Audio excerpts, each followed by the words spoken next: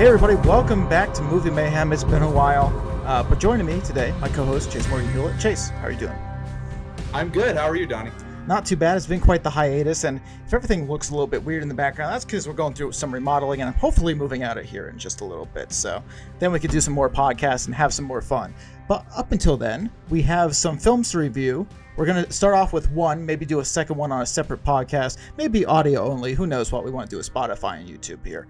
But we're going to start off with Deadpool Wolverine, because this, for some people, has been the most anticipated Marvel film probably the last 2 years. This name has, ever since they announced it, the headline has been Hugh Jackman, Ryan Reynolds return, and kind of a duo together, that the long-awaited duo for most people.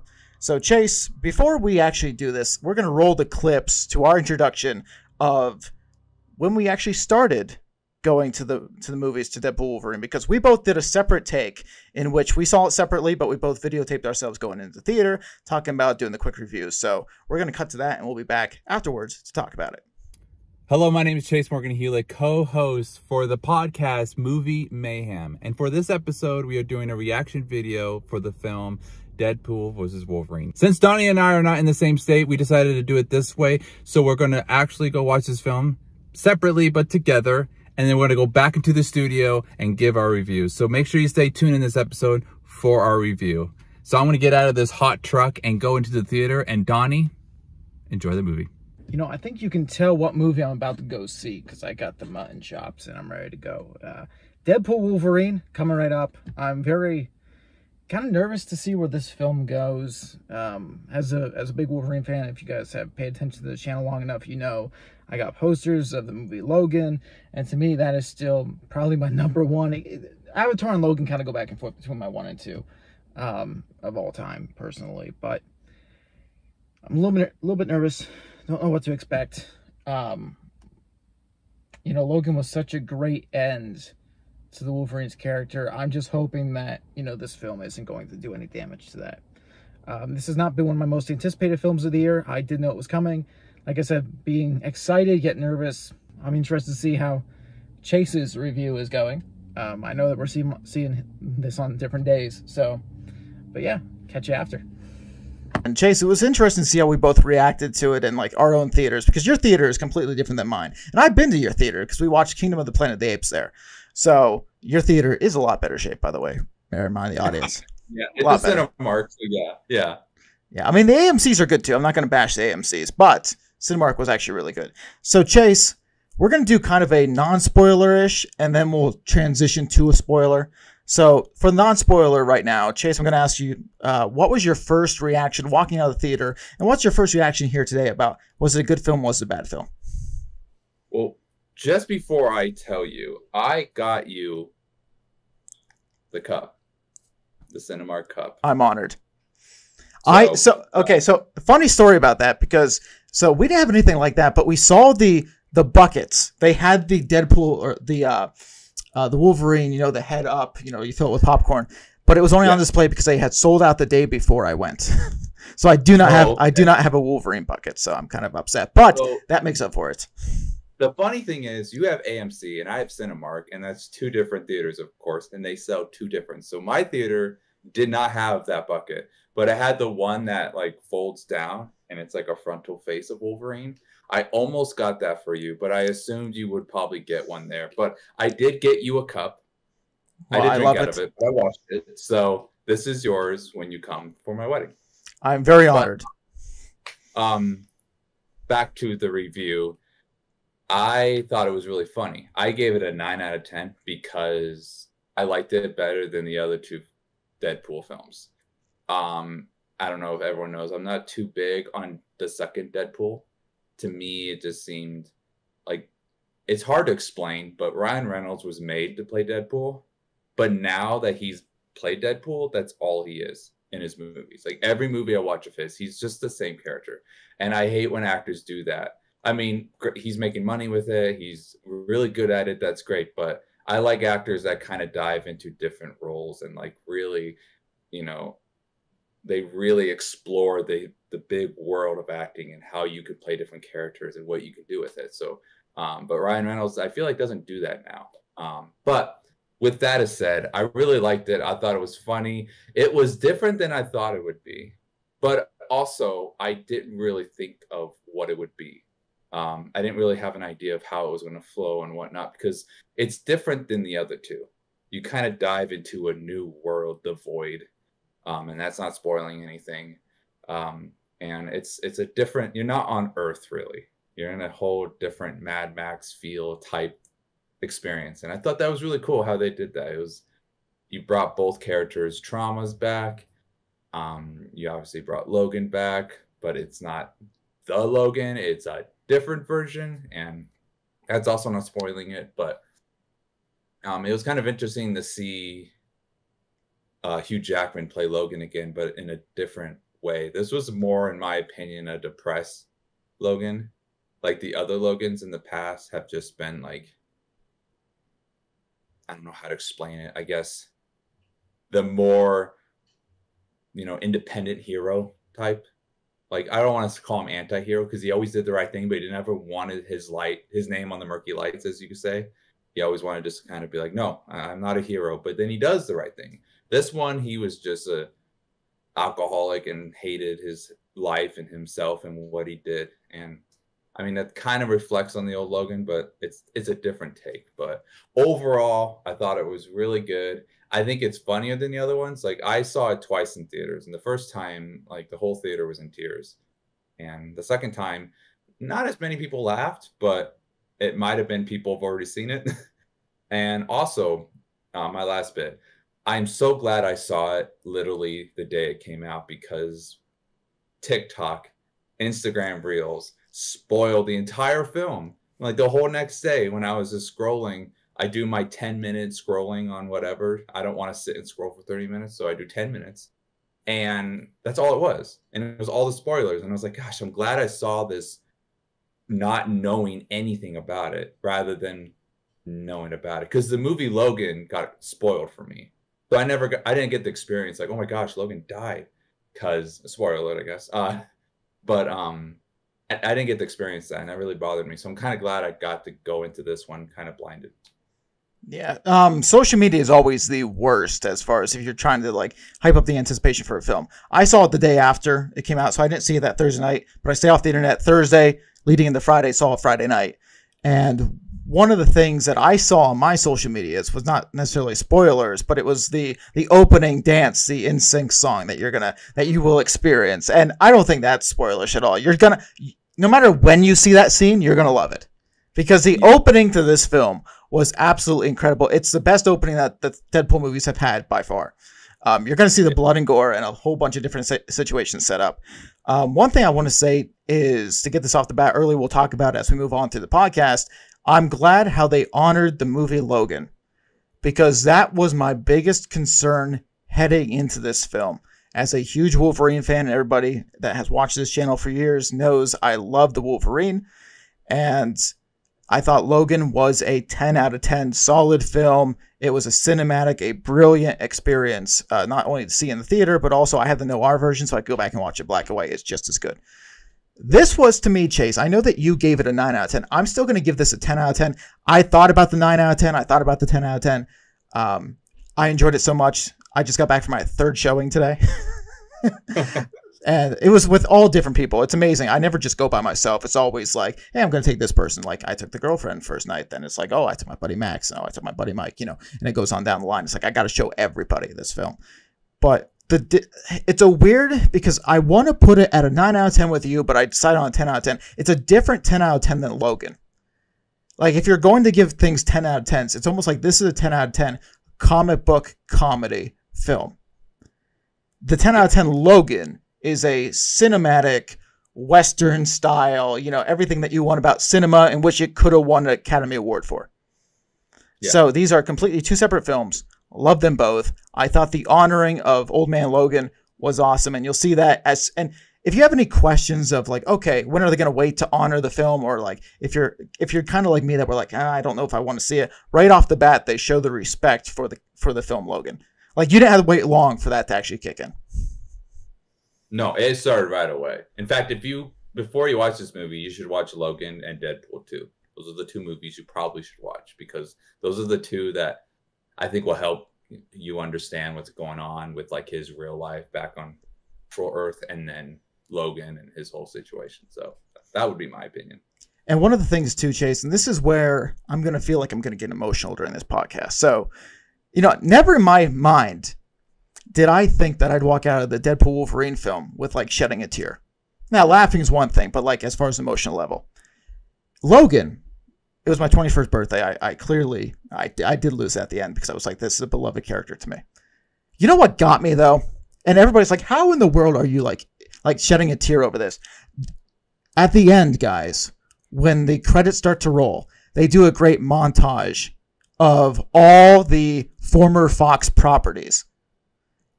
And man, it's like the old X-Men footage, behind the scene material. I'm getting goosebumps right now.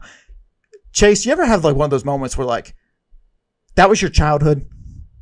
And it's like, and it's really like, it hits you. It's like, you're never going to have that experience again, but that's fine too, because that was a good time. Now, granted, it's funny because in that collage, they have both Fantastic Fours. They have like a few different things. I'm just over here like, they transition from this Michael B. Jordan to like, like this Chris Evans Human Torch during it. And I'm just over here like, some of them were terrible films, but the fact that it was a full decade plus of just things you grew up with, like that hit me on a different level. And I was like, son of a gun, I was not expecting that. I thought it was great. The song they choose, Green Day, I thought that was a great moment. And I have had that moment. So a little off topic, my fiance and I went to the John Wayne home in Iowa. And we went, and they had a huge gift shop, and they had this little theater, and we went in, and it was the same type of feel as what Deadpool and Wolverine had. It had all of this John Wayne, like, biggest moments. And it had this, like, nice music, and it showed all of his biggest scene and his biggest speeches.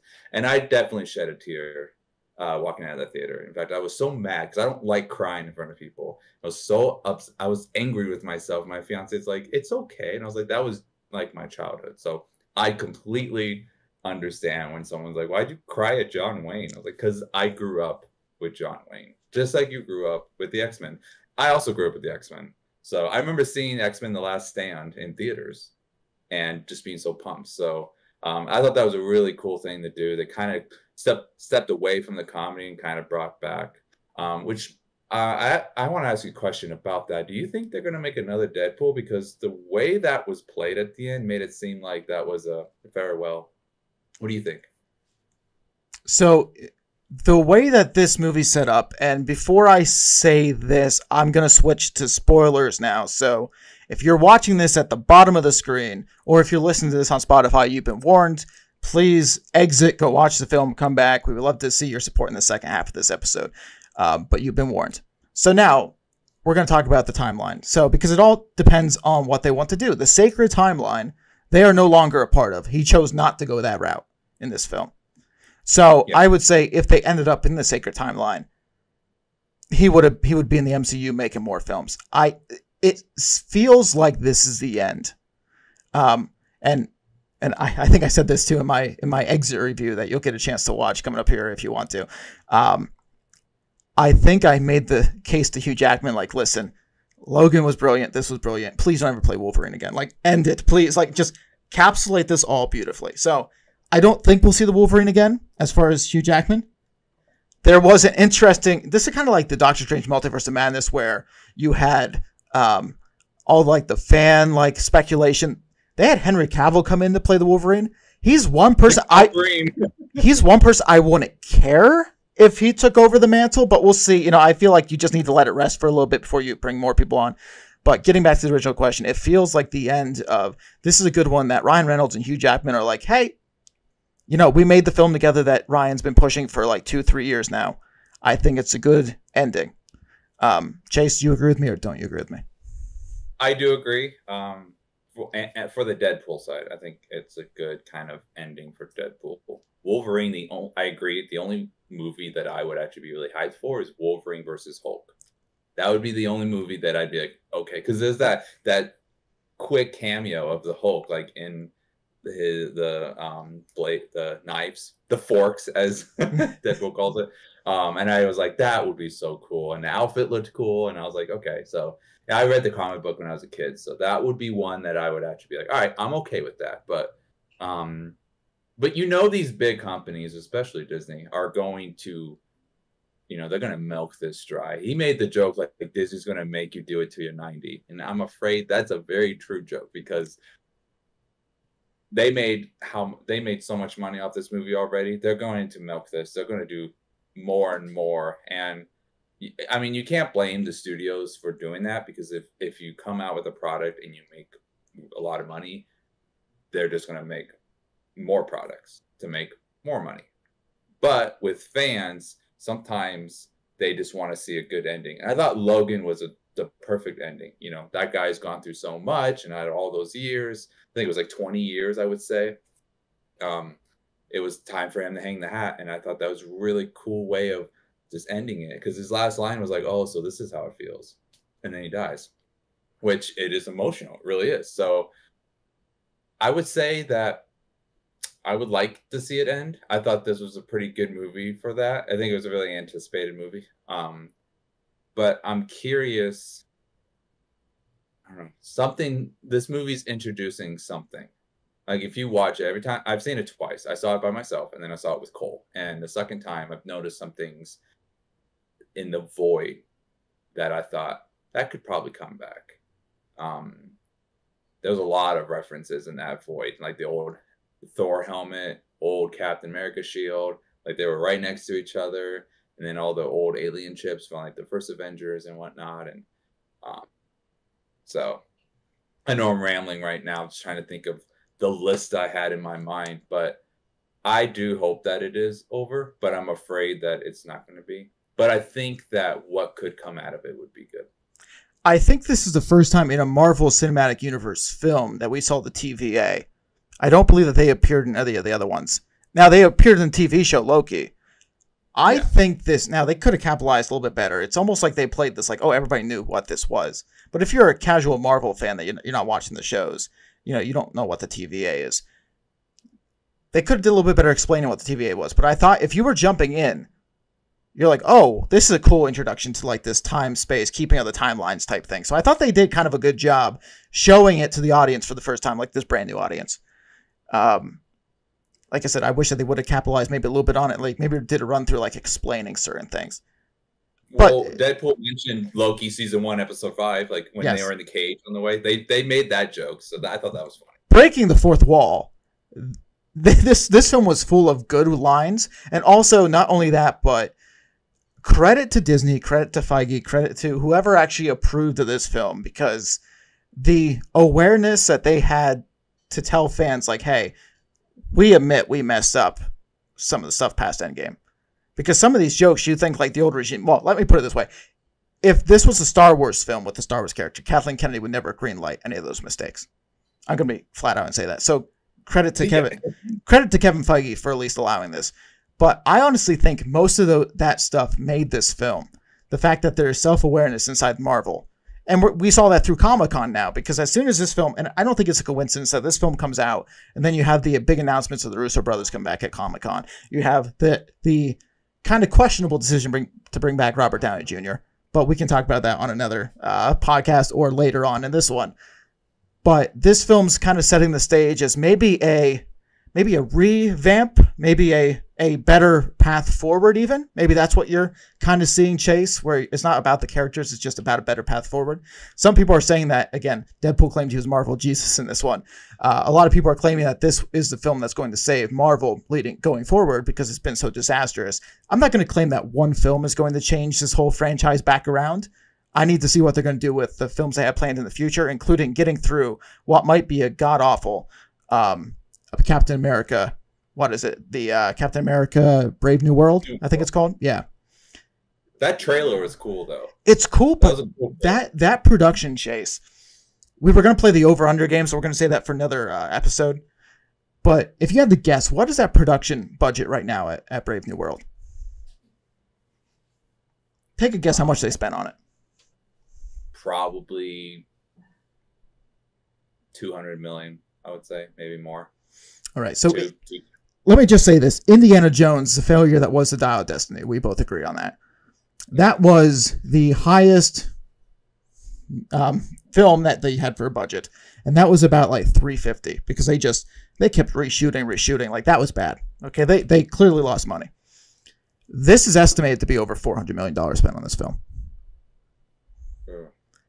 Well, I just looked on Deadpool and Wolverine, and its budget was $200 million. Yeah, So. I believe that's a little bit too high still, but it is what it is. I mean, Twisters, which is really weird. Twisters, I mean, yeah, CGI Twisters, but that was like at 177, and that was still a little bit too high for me. Like, I was like, we got to find a way to get these effect-heavy films down a little bit more. Well, the thing isn't always the effects; it's the people in the movies. So Hugh Jackman, Ryan Reynolds, they demand a certain high number of whatever they're going to make, millions of dollars. They demand that. Like, I don't know how much they got paid, but a lot of that is the actors. Well, I can agree when you're doing a big Marvel production like that. I guess my critique there was Twisters be a 177. Like, Glenn Powell's a big name. He's a rising star, and he's had some really good films lately, but I don't see him getting, like, if Downey's getting $50 million plus to come back to Marvel, Glenn Powell's getting what, like 5 million, 10 million. So, you know, like, that's probably the ratio. So but that's the Spielberg production as well. And you know, in the Spielberg, Kathleen Kennedy's just around the corner.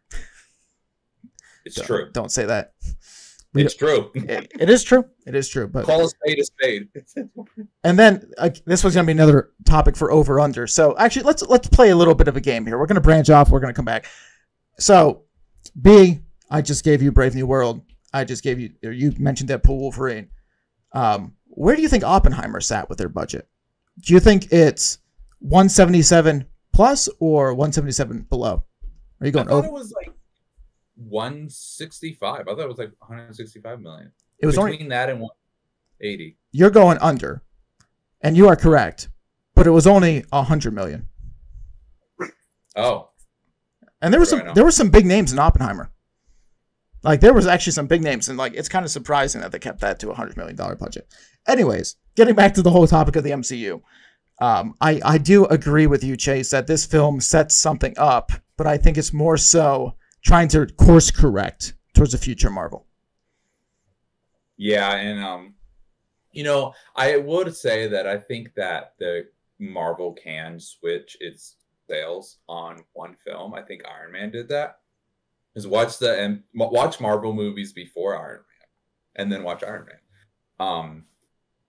But what I think this film did that really makes it popular and people like is that they're cracking jokes on Marvel's past productions after Endgame, and so it's kind of relating to the audience in per se, which is, you know, a lot of Ryan Reynolds isn't just his acting. He does a lot of marketing stuff, and his marketing is really relatable to people. He finds a way to He finds a way to make it amusing and funny when he advertises. So yeah, I think he kind of brought that into Deadpool, which is why he's so perfect for it, because he is a sarcastic, you know, doesn't think about what he says and just says it. So cracking these jokes about Disney and Marvel's so stupid, and like everyone's like, yeah, they are, and so everyone's kind of cracking these jokes.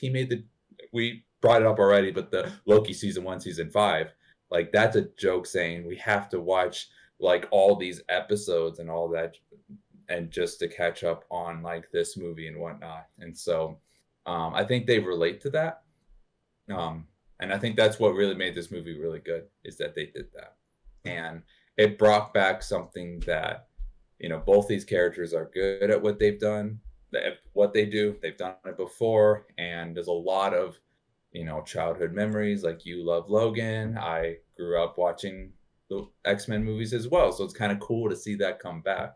You know, it was the same with Guardians of the Galaxy Volume 3. Like, it's a James Gunn film. It did really good. Everyone knows what kind of humor it is, and it ended really well.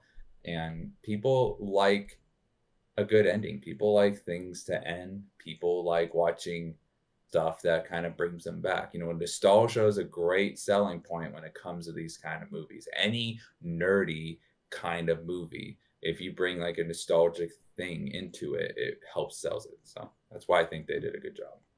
And one of the things that we were all kind of looking forward to, or at least wondering about was going to be cameos in this film. Now, if you stayed off the internet long enough to actually watch the film like a week or two later, then props to you, because like I said, Chase's feed was all over the place with spoilers, and mine was soon too after I started actually digging into the internet again. I was very content with the cameos they chose. I didn't think there was a massive amount of cameos. They could have went more cameos. They could have went less cameos. I thought it was a perfect blend. And they were characters that I didn't think I'd see again. I mean, the Blade one came out of nowhere.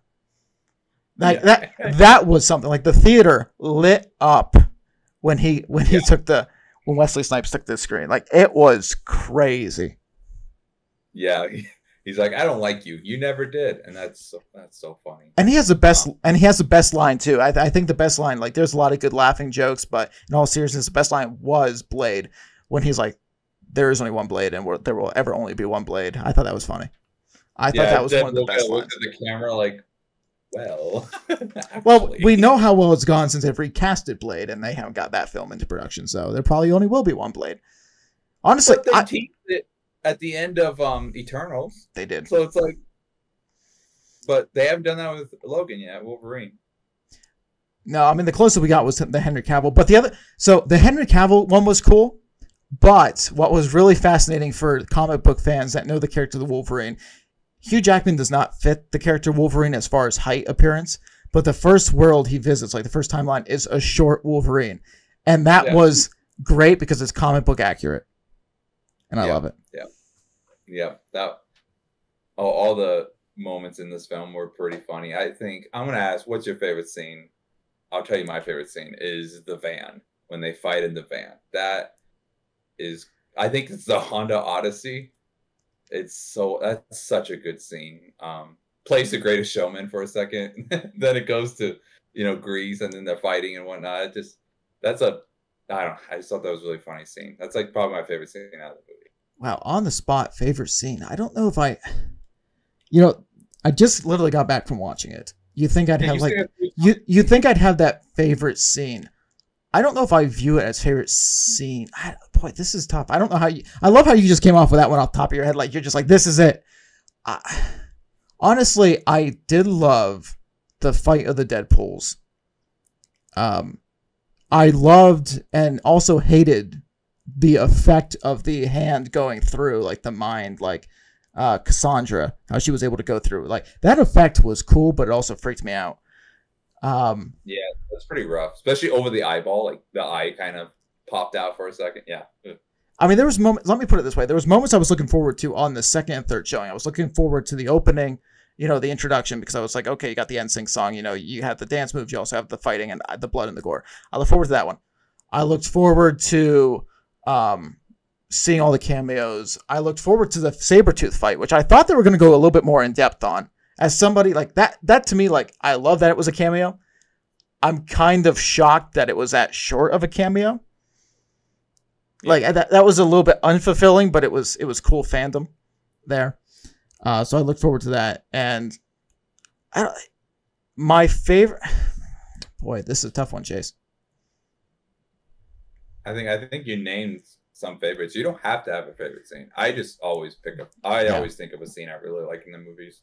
I mean, I love the fighting sequence in the car too, not only to advertise the Honda Odyssey, but also to pan down and see the coexist as they're fighting and the blood is going on. I thought that was a cool little twist. The one thing I guess I didn't understand too much was the Deadpool's relationship with his significant other. I feel like that was back and forth between the past two films so much, I didn't really get a connection based there. You mean Vanessa? Yeah, Vanessa. I every time she was in a scene, I didn't really buy into the moment too much, even when they were in like their own head. It was kind of this. I just took it as he was only focused on Deadpool and not being Wade Wilson. And when it comes to being a superhero, you got to be both. That's why Iron Man and Tony Stark works really well. And I mean, every superhero movie is kind of like that. Same as Spider-Man. Like, you're gonna be Spider-Man, you're gonna be Peter Parker, and I think that's kind of what it was. Yeah, she didn't really do much. In fact, she didn't really need to be in the film, in my opinion. But I didn't really After Deadpool 2, I just don't really care about her now. But at the end, I think they ended it really well, where they didn't just get back together and, you know, happily ever after, but there was just this slight possibility that they were going to get back together. But there's also the slight possibility that it, you know, maybe he's accepted, like, you know what, she's in my life. All these people are in my life. That's what matters, you know, not don't break my heart over something when it's still there. But you know what I really hated? You talked about the, I shouldn't say the word hate. What I did not like was, I did like the Deadpool fight scene. I thought that was cool. Yeah. But what I don't like is at the end, when the camera turns to the back of the bus and they jump out, when they land, Deadpool is saying his line, but that Wolverine is a computerized visual effect mess. It just looked so bad. And I was like, when I cringed when I saw that. I was like, stop, just put Hugh in there. If you could put Deadpool in there saying lines and looking real, you can put Wolverine standing there looking around.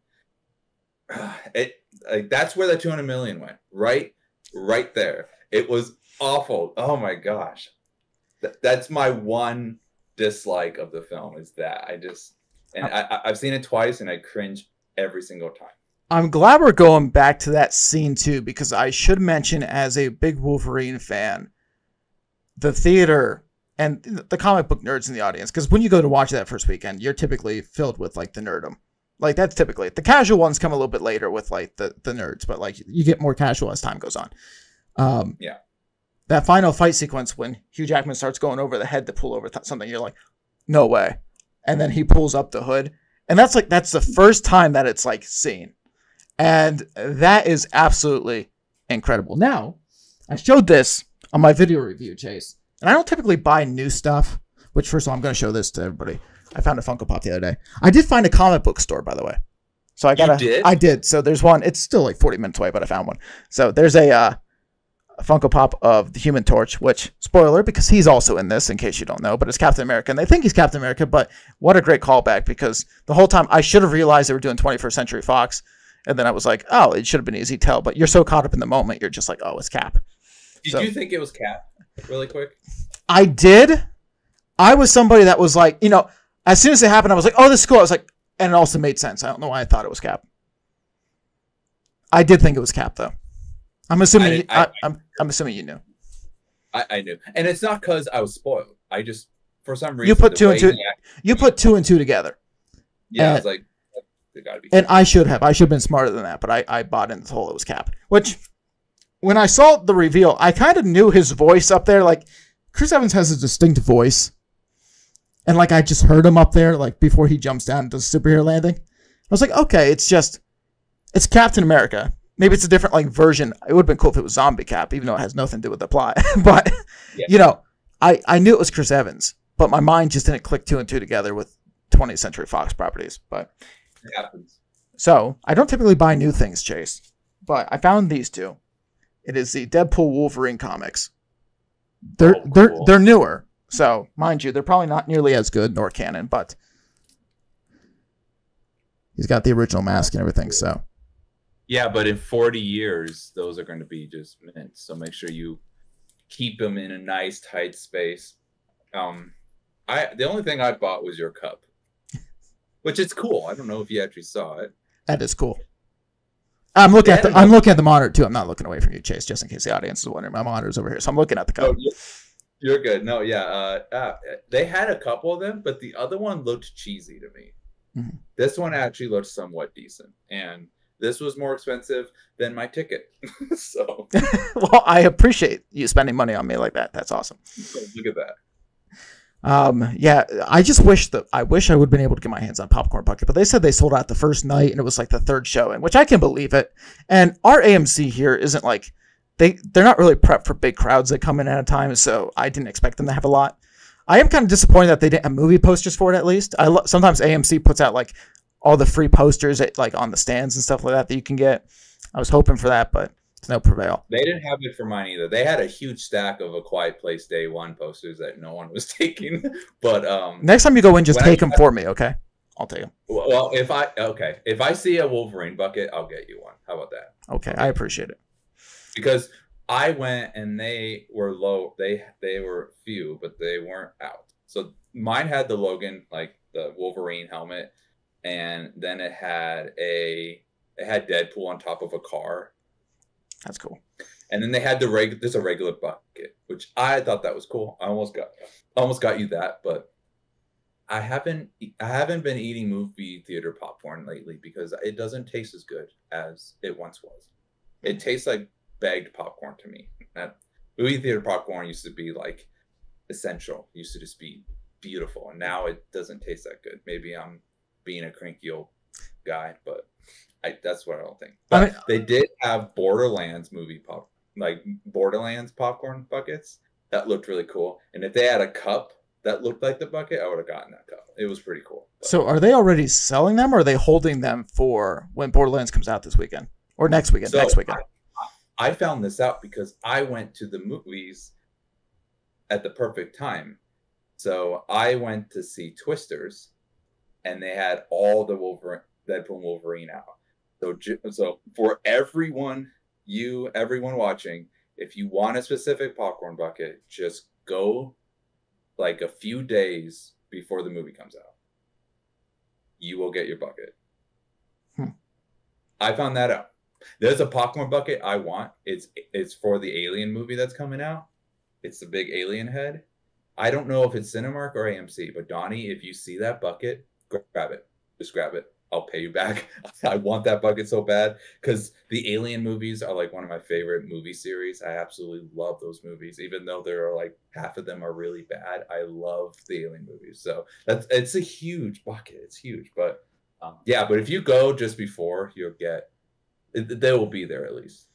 Yeah, I'm going for Alien. I'm going about an hour away to go see it at Cinemark, so I'm gonna have a full experience with Alien. Me and a few buddies are just meeting up there and doing that. I cannot wait for Alien, but no, I completely understand. I mean, I'm looking forward to Alien.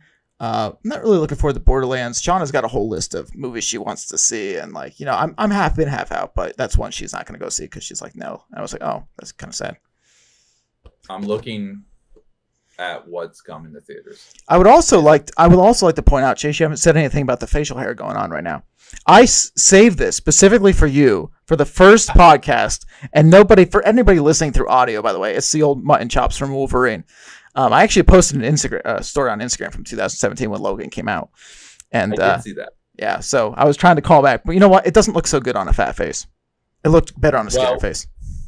It looks good, but your microphone is like perfectly hiding it. Okay. Yeah, and I didn't notice it. So now that you're moving, I can see it. No, it looks great. I think you're rocking. So now tomorrow I can shave it off because we're like 2 days late recording this, which is not just your fault. It's my fault too. We're just going to coordinate on a schedule. But boy, a quick story for anybody that's in a relationship that's like rocky. Not saying mine's rocky, but if it ever was a rocky situation, I opened up the apartment door to go into Shauna's the other day, and she saw this, and the first word out of her mouth was no. So that's okay. When I first grew my facial hair, it wasn't as thick as it is now. I FaceTimed my wonderful bride, and she went, ah. That was her first response. And now she's like, if you shave it off, I will not talk to you until it grows back. I'm like, okay. But she didn't actually say that. She just said, don't shave it off, which I can take the hint. I'll be like, all right, I'll keep it. I'll just brush it up. Itch my face all the time. I can do that, right? Well, it's good because, if we shaved it off, we look like 10 years younger than we are, so. Yeah, I haven't, like, if I don't have facial hair and you looked at my first grade picture, I've not changed. Like, I look the same. I'm like Paul Rudd. I just don't. Small head, big shoulders. Oh, the Paul Rudd reference was great. Oh, Paul Rudd finally aged. That was actually funny. The whole time that they have the Ant-Man suit there, I'm thinking to myself, I was like, did they just blow it up and like, did they blow it up or did like giant Ant-Man die in there? And then they open up the thing and they see the giant skull. I was like, oh, giant Ant-Man died in there. I was like, okay. I think that's funny, but it was in the trailer, so it didn't click for me. There's some jokes that I was like, I know they're coming. But... So, funny story is I actually avoided the trailers. In case anybody wants to know, I avoided the trailers. Okay. I think I saw the first Disney teaser, and that had been during like a Monday Night Football game back when the football season was going on, like late last year. But other than that, I stayed away completely from trailers. So I was very much surprised when I saw this movie.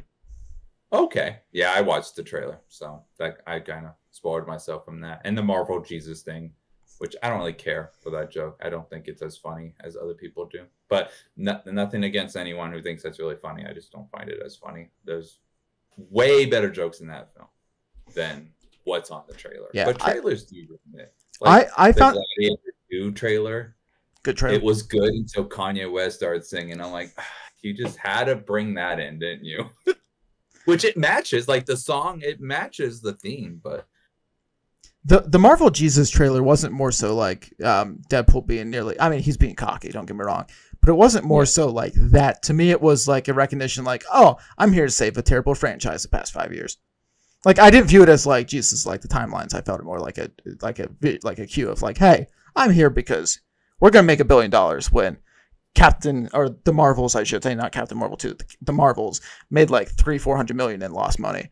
And then you have this slew of other films that lost all this money. So, and quite frankly, Chase, we're pre-recording this before the weekend, before its second weekend. And by the end of the second weekend, maybe even close to the opening of the third weekend, this film's going to break $1 billion. Like, it passed over 500 million last weekend. That's not counting the weekdays this week.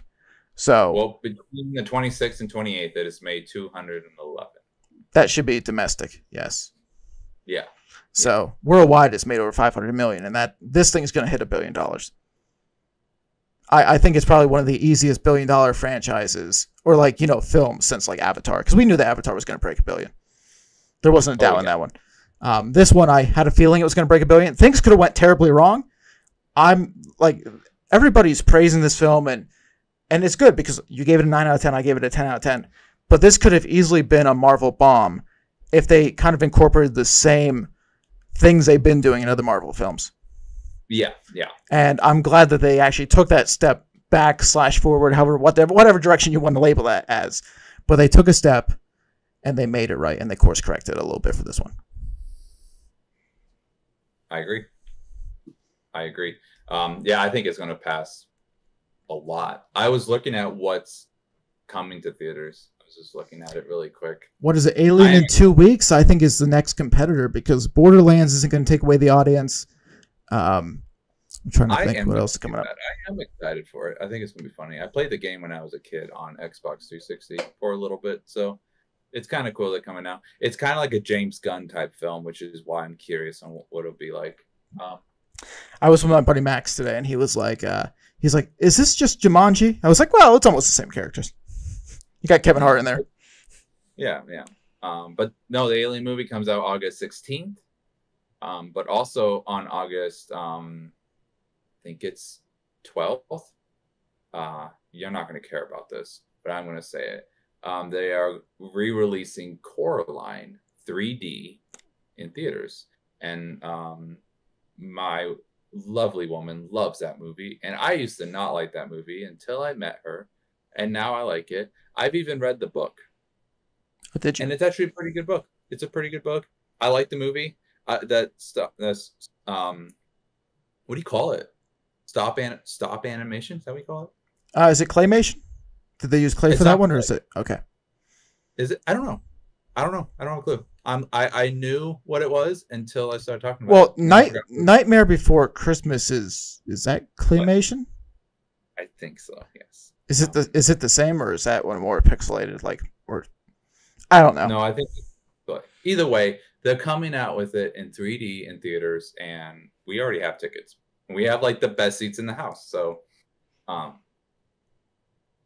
we're gonna go see that. But other than that, nothing too much coming out right now for me. But the new Alien looks pretty great. I'm not one of the trailers. I don't remember what trailer it was, but I'm not big on like the second trailer they came out with, because it just gives too much. The Red Band trailer just gives away who dies too much, and I don't want to know, even though I believe they're all going to die, because that's how alien movies are. But well, yeah, do we know? This is the issue with Alien for me. I never know. Like, I watched Prometheus, I watched the original Aliens, I watched Alien vs. Predator. I'm not sure what the timeline is for Alien, so I don't know if this is meant to be a prequel, if this is meant to be a sequel, you know, to me, I have no idea what Alien Romulus is supposed to be. So, I mean, if it's going to be a prequel, I would imagine that everybody's going to die. If it's a sequel, I can imagine somebody living. There's at least higher odds. Well, you have to watch Prometheus, Alien Covenant, and then Alien. So I think this is actually like more of a sequel, but I might be wrong. I'm not sure, but that's the order you got to do. So Prometheus is like the very first thing you need to watch. And then you watch Alien Covenant, which is an amazing movie. And then you got to watch the Aliens, Alien 3. I'm going to look it up because now I'm curious. Something I saw the trailer for again, which I just get more hyped by the trailer, is that Nosferatu. That trailer continues to look good.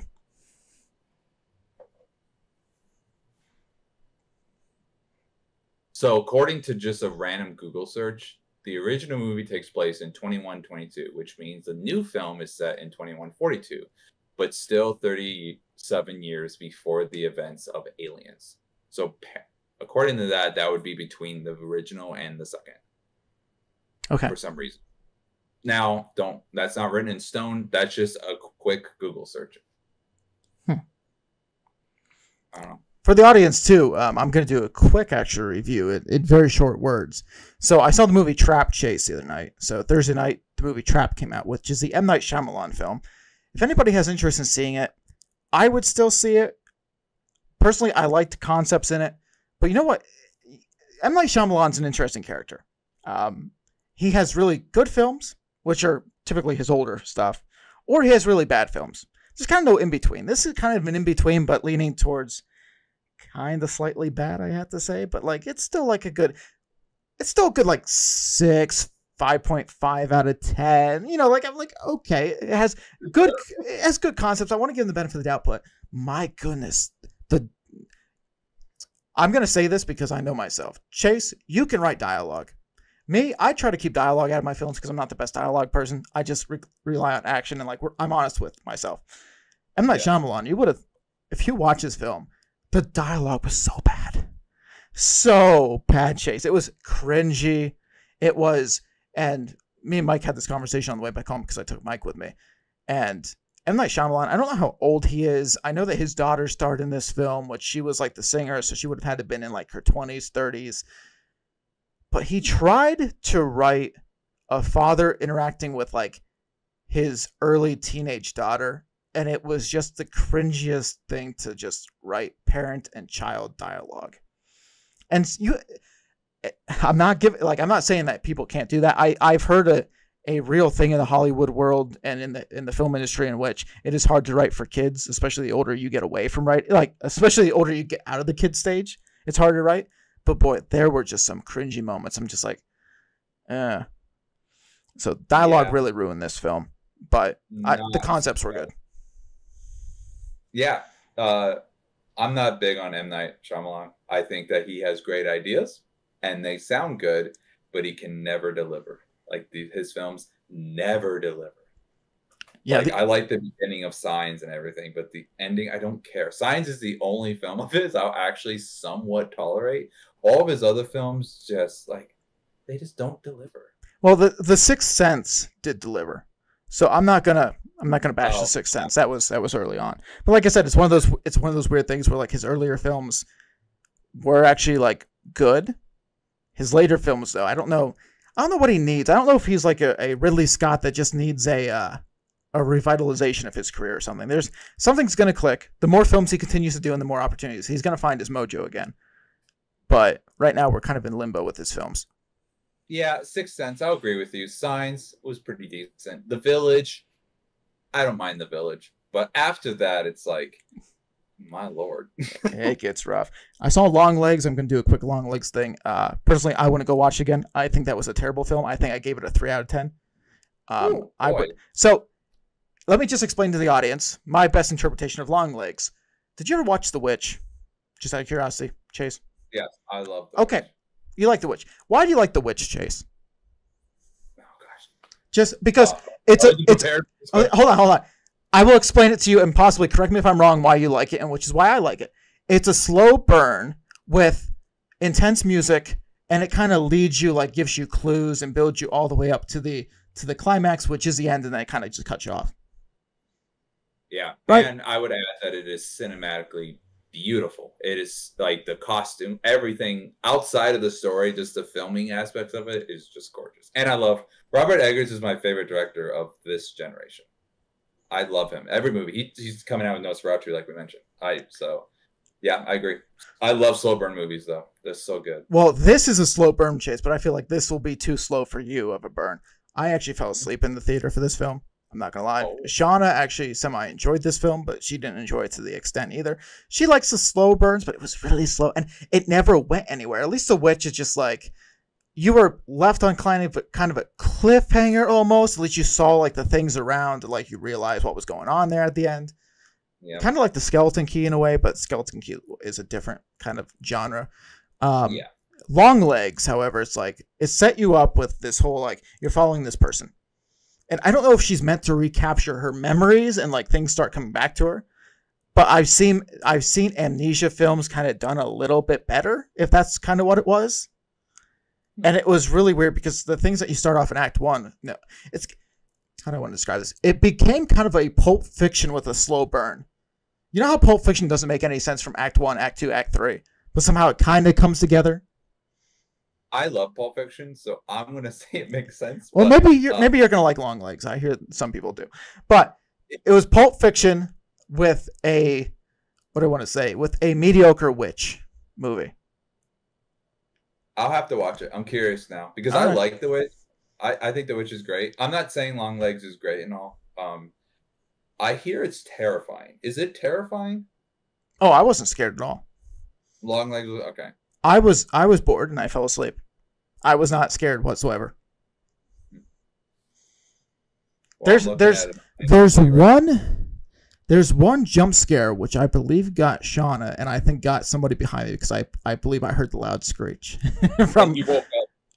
That might have been it. No, but I don't know. I gave it like a 3 out of 10, 4 out of 10, something like that because I was like, wow. I mean, I did not enjoy it whatsoever. But it's one of those films. If you look at the ratings, I don't know if you're on Rotten Tomatoes, it was a pretty high fan score, and then it has dipped down pretty significantly. So what's it at right now? If I can, I don't do Rotten Tomatoes.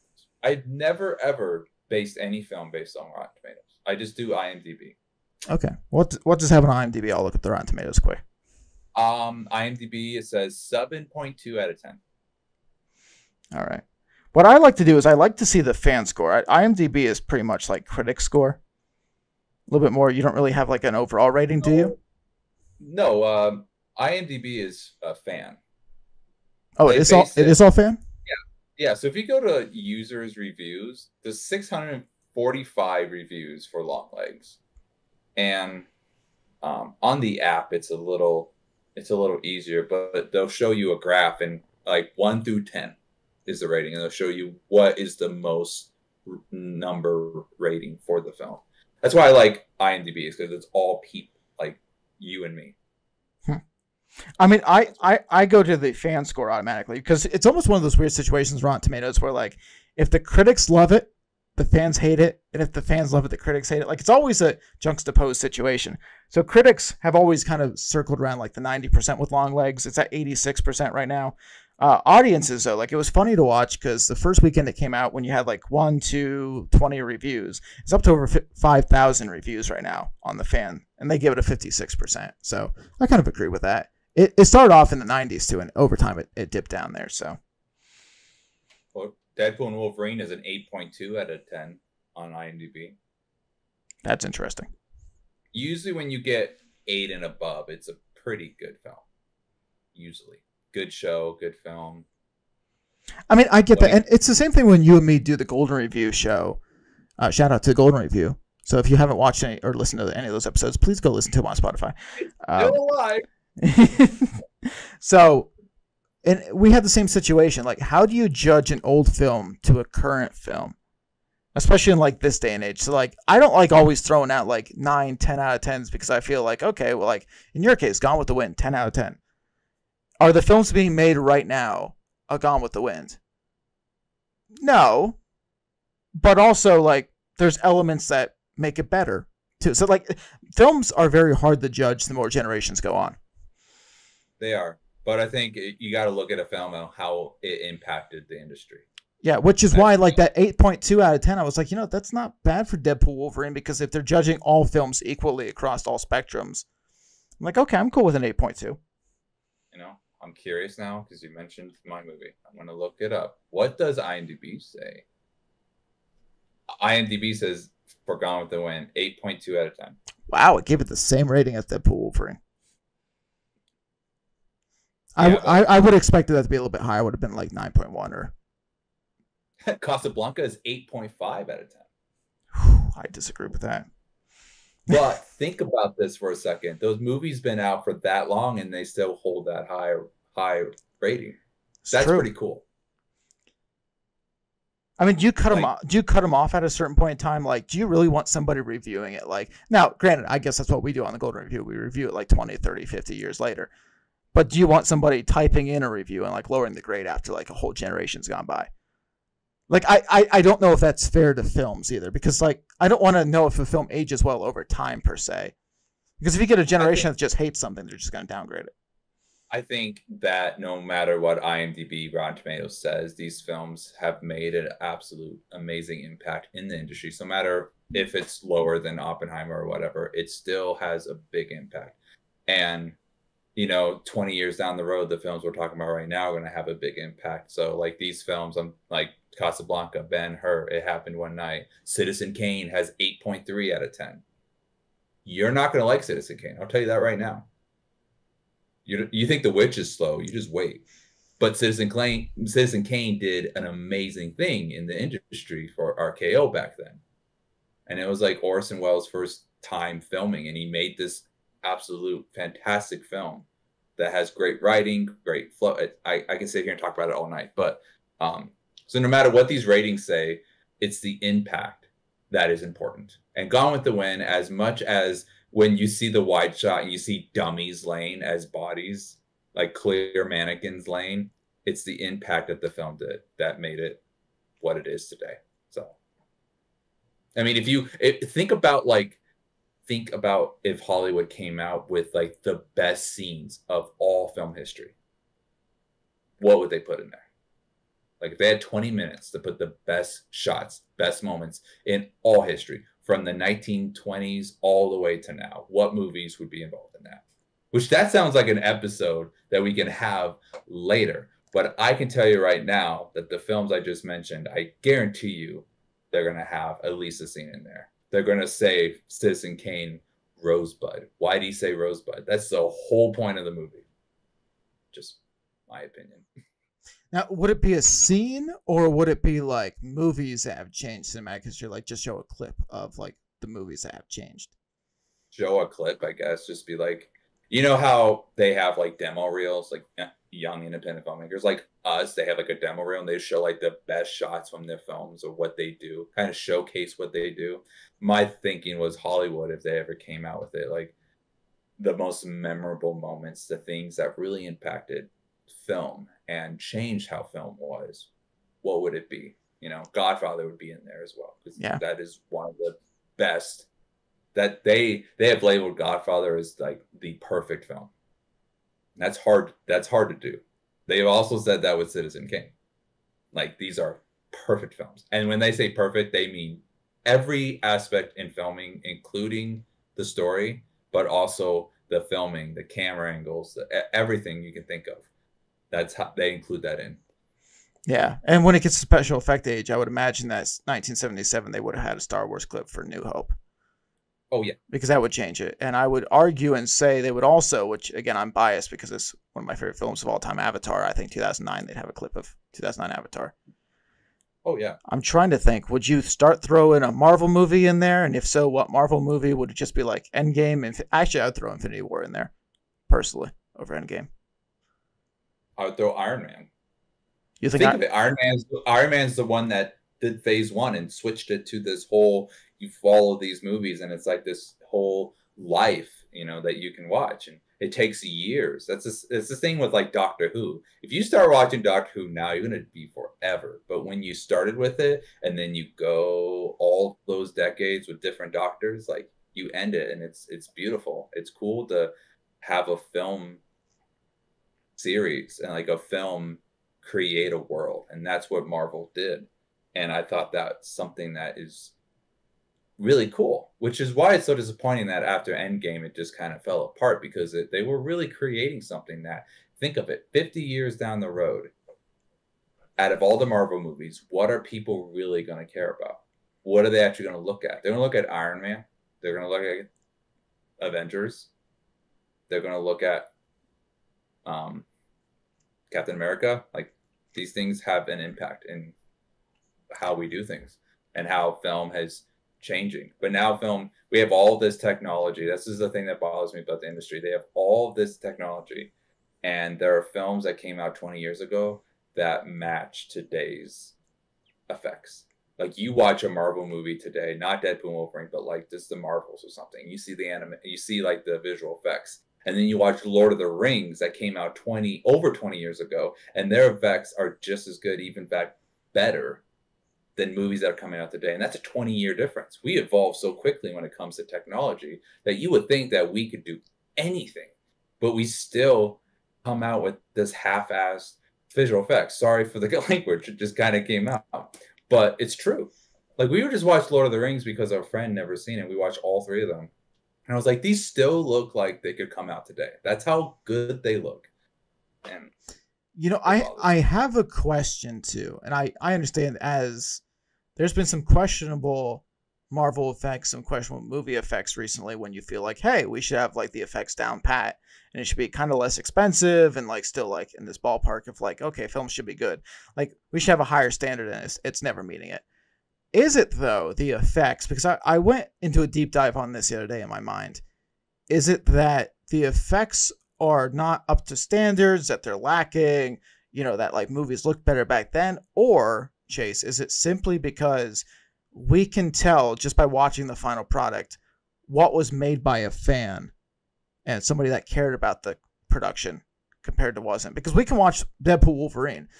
Now, granted, you know, to get back on topic with the Deadpool Wolverine aspect of it, we watched it as a fan.